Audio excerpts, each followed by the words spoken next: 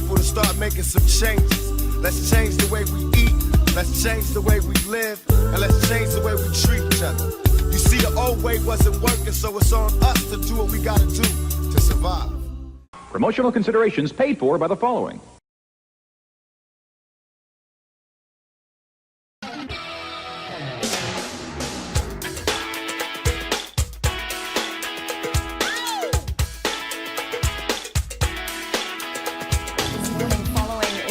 Initial reports at this stage, as you said, which were over 90 minutes ago.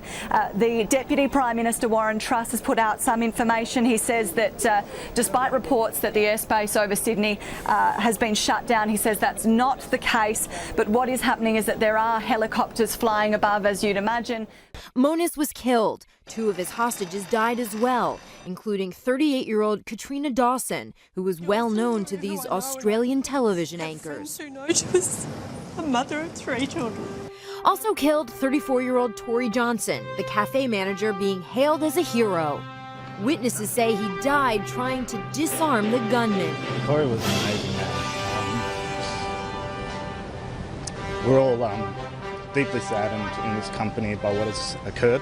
Authorities say Monis was a self-proclaimed Islamic sheikh. He's a phony. There's no doubt in anybody's mind that he's a phony. Monis was well known to Australian authorities, but despite a lengthy police record, he was not on the country's terrorist watch list. He was out on bail, awaiting trial for some 40 alleged sexual assaults. Damn! He was also considered an accessory with his mistress in the murder of his wife. Damn!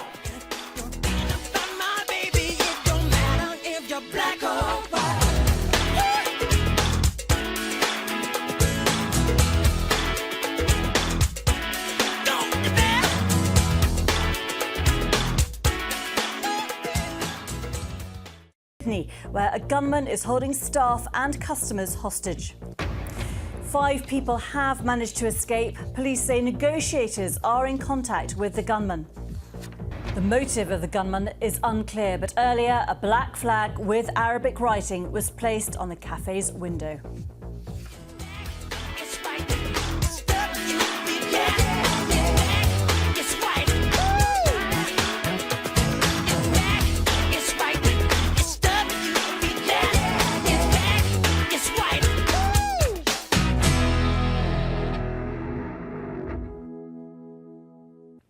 We've been seeing some pictures there of some of the hostages who have been released. Presumably, they may be in a position to tell the police a few clues as to who the gunman is, what his demands are, and what his state of mind is. As you can see with that breaking news on your screen, a siege is currently taking place at a cafe in Sydney's central business district. Let's bring in our reporter Dan Murphy, who is in Sydney's Martin Place. Dan, we understand hostages are being held. After the police moved in, one weeping woman was helped out by the officers and at least 2 other people were wheeled out on stretchers. The dramatic scene unfolded. Oh, it was a scam artist. Oh yeah, liar, scam artist, innocent. My goddaughter was innocent. Her kids were innocent. Being Katrina Dawson, a 38-year-old mother of 3, she was a lawyer here in Sydney, and she was one of the hostages killed during that siege of that Lindt chocolate cafe. There are reports that he tried to tackle the gunman and overcome him. Police say they heard gunshots just after 2 o'clock this morning, and that is when they decided to storm that cafe. But that is what we are learning, Don, about those 2 victims. You are watching World News. Sydney hostage crisis.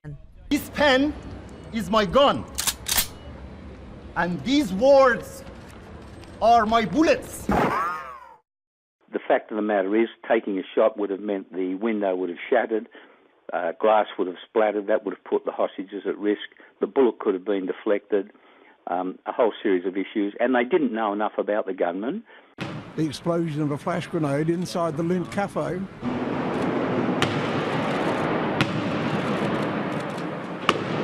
The rush of heavily armed police into the building.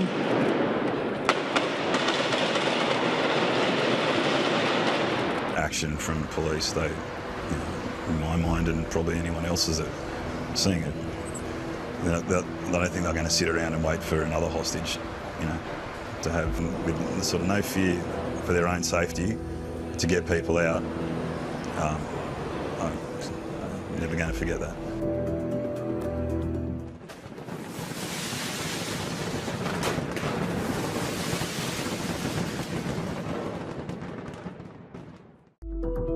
For me, one of the hardest things to see was that there was 3 women forced to hold that flag up and up against the glass. The thing that probably keeps going through my mind the most is the look of just anguish on those faces of those people being forced to stand in that window.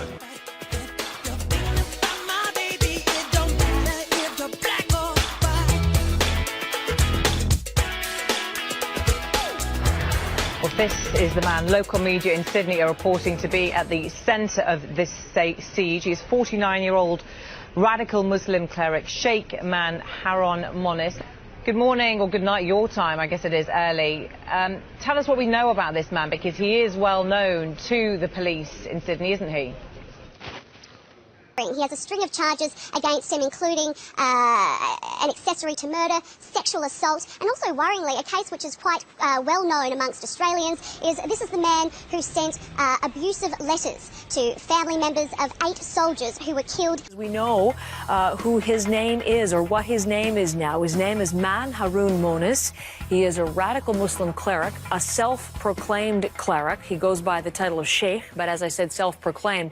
And John Northcott is taking a look at the profile that's already out there, because this is a man who's infamous in Australia, John. In Afghanistan, effectively referring to them as child killers. Again, imagine being a family member, a mother, a wife, receiving some 40 charges for sexual abuse. He bills himself as some kind of a healer, some kind of a shaman, some kind of a, referring to himself as an Ayatollah, but in claiming to be a healer, going the flag that was held up by the hostages in the windows, effectively the most common Muslim phrase of prayer. There is only one God, who is Allah, and Muhammad is his prophet. A standard flag, easily accessible within the Muslim community. He says he wants this, the ISIS flag, effectively saying the same thing in a different way, though, and a flag that, for whatever reason, he does not have access to, potentially adding that he is getting this kind of attention. Heather? And we're starting straight off now with the breaking news story unravelling in Australia. All right, to talk more on the issue, I'm now joined live by Australian writer and journalist Robert Ellis, coming on here on the programme. And Robert, good to see you. Thank you for joining us so quickly here. The opening statement from the Australian Prime Minister saying that there are people that want to harm, quote, the great and open Australian society. Of course, it's so peculiar and so unusual and so silly in a way. The gunman, who reportedly calls himself the brother,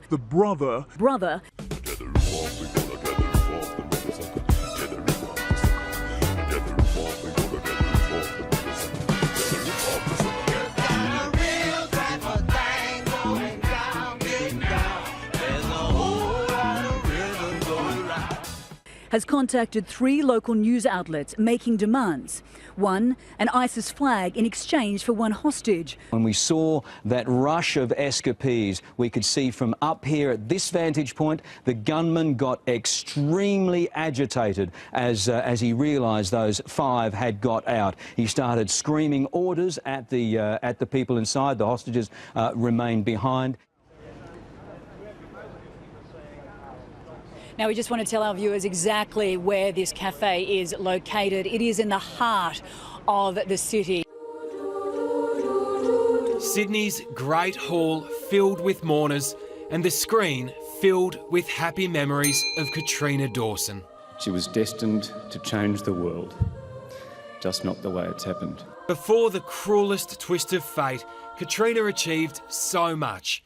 A perfect HSC score, ducks of her school, a high-flying barrister,